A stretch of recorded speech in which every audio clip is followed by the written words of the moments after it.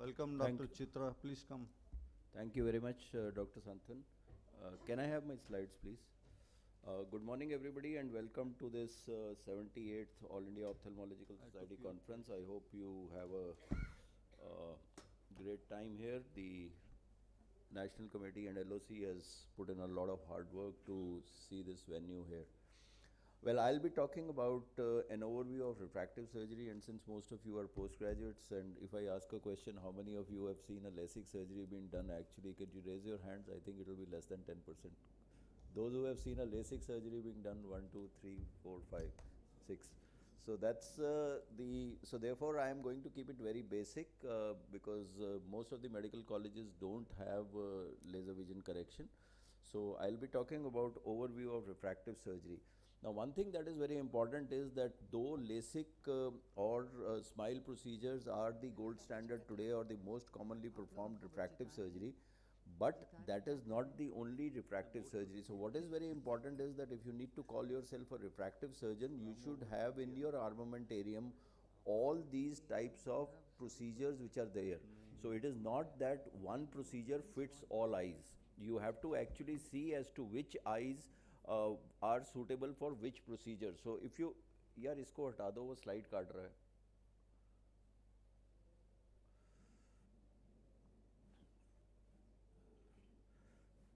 Can you remove my picture because that's cutting the slide?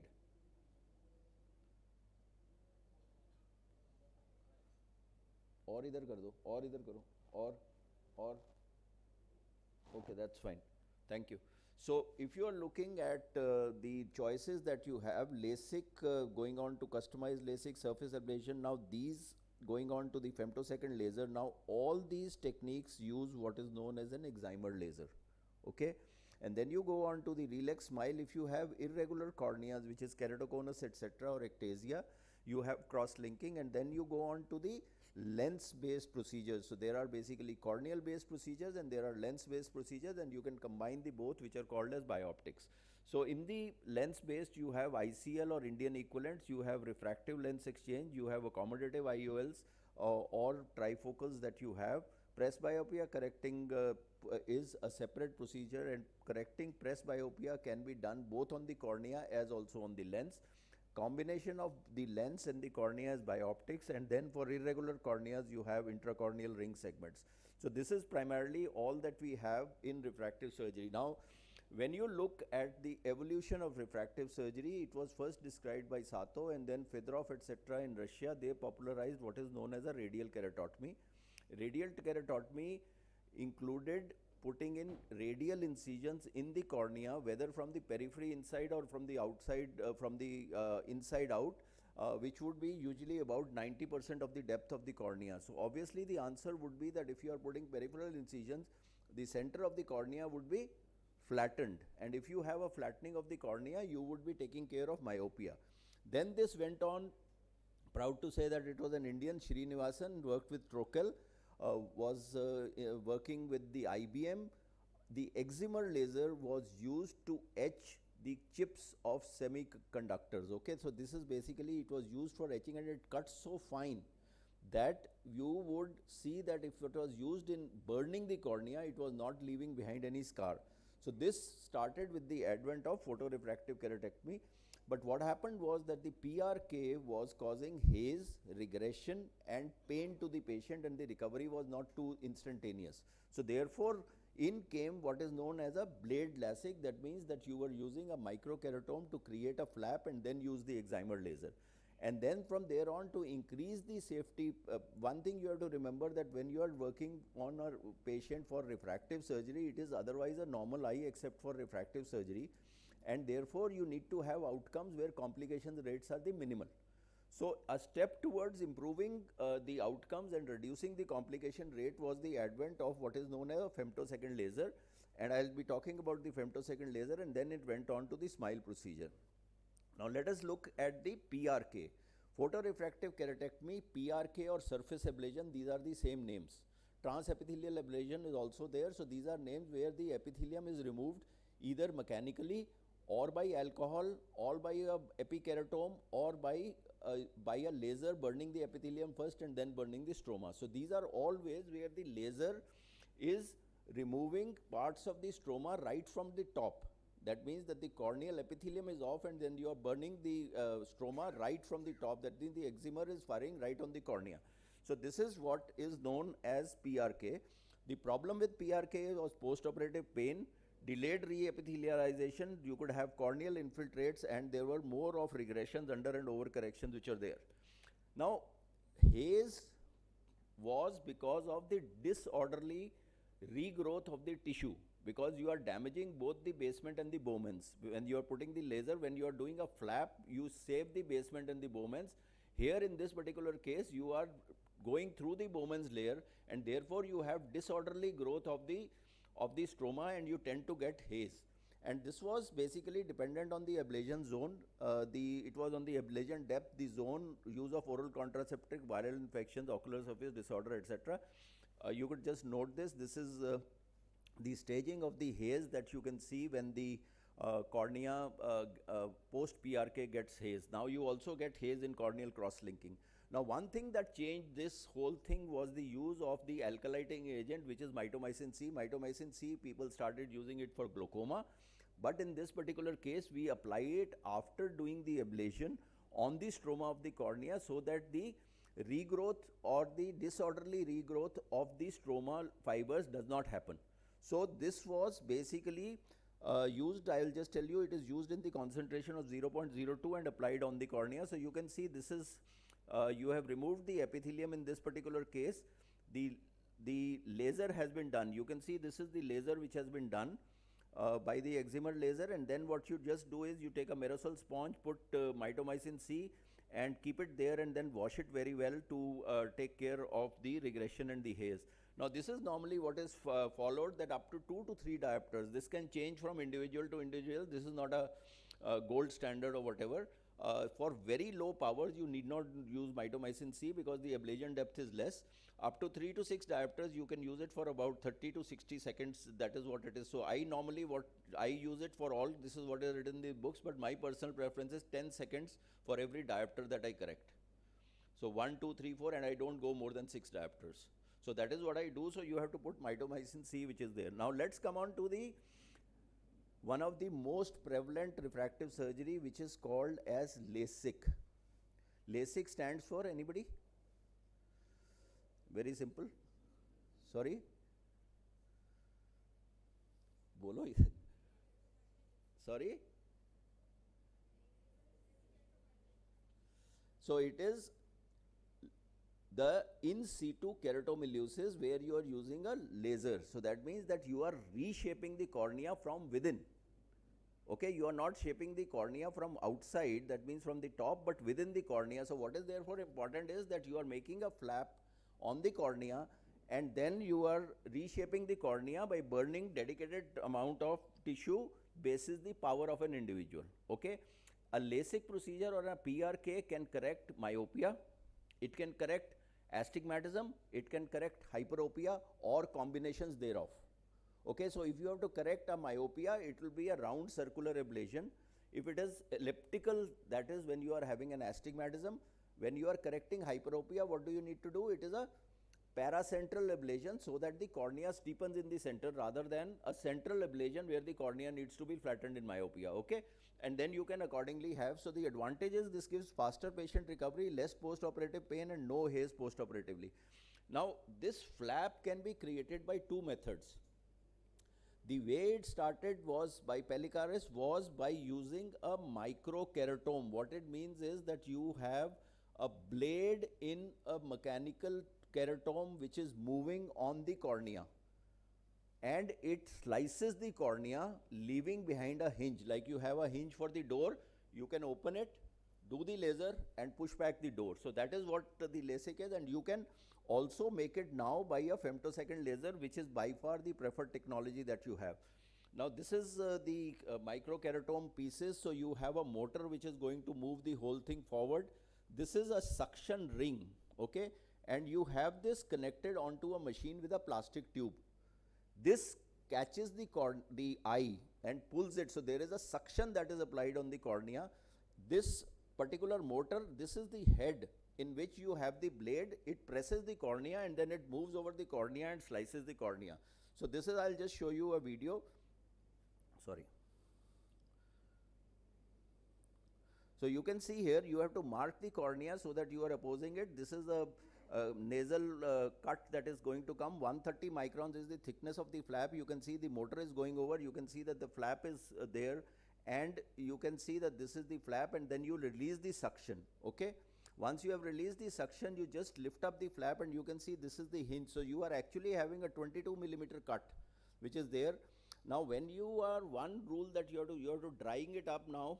After drying, you just focus the laser beams onto the cornea and then you fire the, so you can see this is a flying spot laser, because you can see small spots which are flying on the cornea and they are burning the cornea, and then you clean the interface so that there are no debris, and you will put back the flap onto the cornea and you wait for it to dry.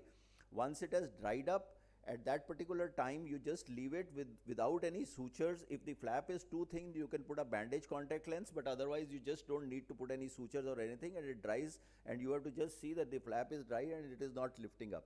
Now one important caveat for all of this is that when you are cutting, you cut wet. When you are ablating, you ablate dry. That means that before you are cutting, just put a drop of distilled water on the cornea, not saline, because the saline goes into the motor and it corrodes the motor. So better to put a drop of distilled water and let it cut when it is wet. But once you have lifted the flap, as you saw with the Merosol sponge, I was drying the surface of the stroma and then burning.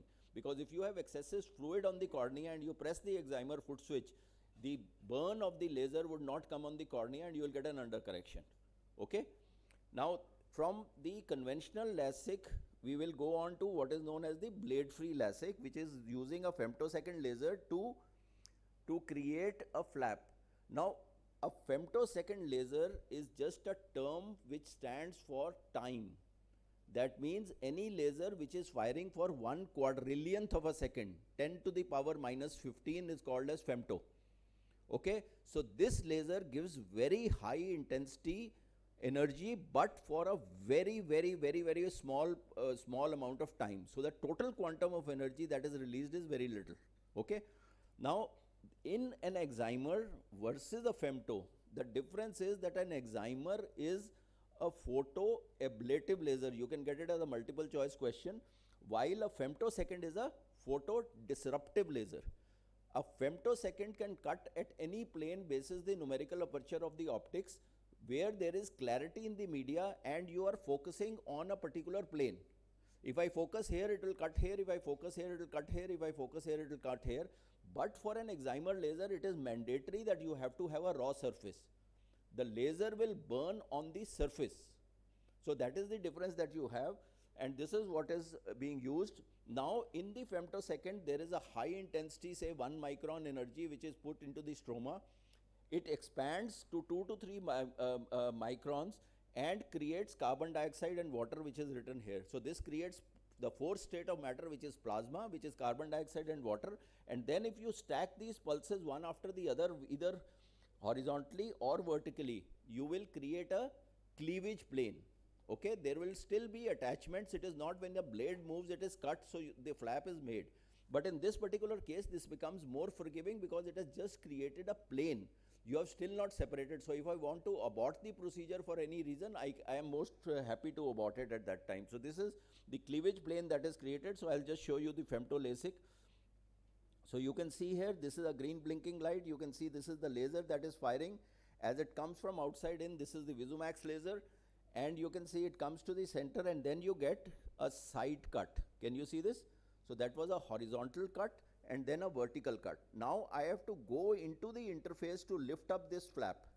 Okay, it is not that this flap will automatically be off, but I have to go into the cleavage plane that has been created, and with a blunt dissector I have to just lift it up. Okay, if something had gone wrong, I could abort the procedure. If something went wrong, I can even restart and redock and restart and do this, and you can see that this is a very fine surface that has been created. And now after doing this, we will just fire the excimer laser that you can see in this particular case. After firing the excimer laser, the patient will have the same way that we will watch the interface. You can see this is the excimer laser that is being fired. Can you see these spots? And then you just put back the flap which is there. The advantage of a femtosecond laser is that you can cut in a planar manner. It is like if you conceptualize a manhole cover.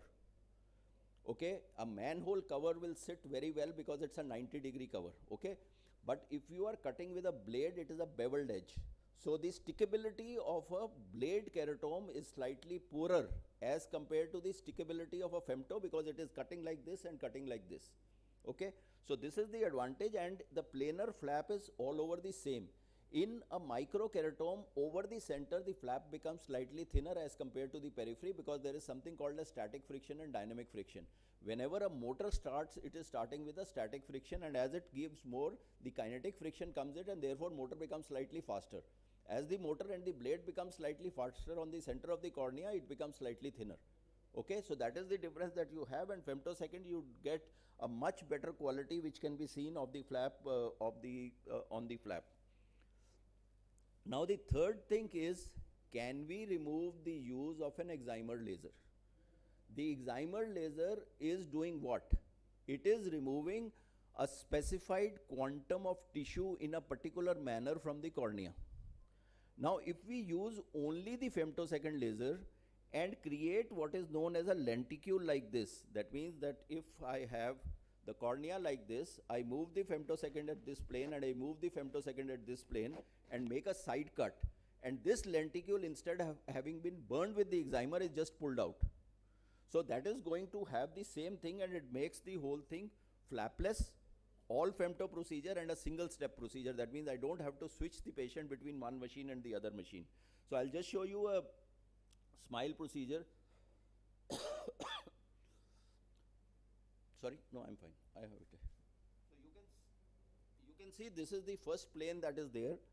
Then you have the second plane, which is the side cut, and then you have the third plane. So first you have cut at the bottom of the lenticule, made a 360-degree cut, and then you have gone on top of the lenticule, and you can see this is the side cut which has been done. Again, this is a femtosecond laser, so therefore we have just created the cleavage plane. Now I'll go in with a dissector. You can see we are going in with the dissector. You have to take the dissector above the lenticule, that is the first plane that you are entering. You take the dissector, go below the lenticule now. Okay, so you have to just identify the two cleavage planes. That is the only skill that is involved. And then you go with this blunt spatula and separate out the lenticule from the cap. This is called as a cap and not a flap. Okay, and then you go in below the lenticule. Okay, and from this edge you separate it out. So this is being separated out, and this has been taken care of. And once you have this total separation that has happened, we will just pull out the lenticule. Look at the elegance of this surgery. Now what are the advantages of this? The nerves are less transacted. Okay, because in a flap at 8.5 millimeter, the nerves have all been cut. You can see this is the tissue that is being taken out. It is a flapless procedure, and biomechanical strength of the cornea is supposed to be better. Okay, confocal microscopy has shown that the post-operative recovery of the nerves is much faster in SMILE as compared to that of LASIK. You can see corneal sensitivity being better, and this is what is still, I would say, there are a lot of studies which are indicating that the biomechanical superiority is there. There are several studies, as you must have read, that the anterior stroma of the cornea gives more strength to the cornea than the posterior stroma.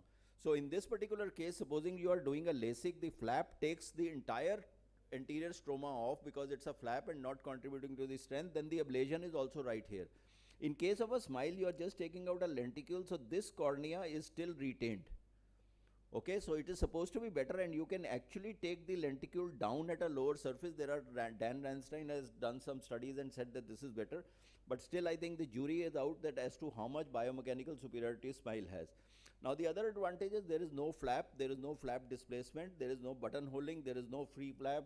Normally you don't get any epithelial ingrowth. Microstria are a thing of the past because there is no flap, and DLK etc. Is much less that is there. Now one of the things which people say that you cannot do SMILE on SMILE. Yes, as things stand, if I have to do a retreatment, I will either have to do a surface ablation, or I will do what is called as a circle scan, where the cap is made into a flap. So I'll just show you a video of this.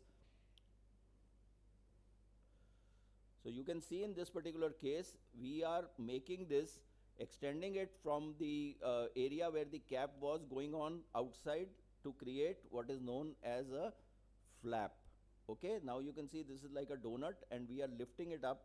You can see this is the area where the original lenticule was taken out, and now you use an excimer laser to do the enhancement. Okay. So this is a fresh cut that is there, and it gives you great outcomes whether you are doing a retreatment which has decreased significantly after smile.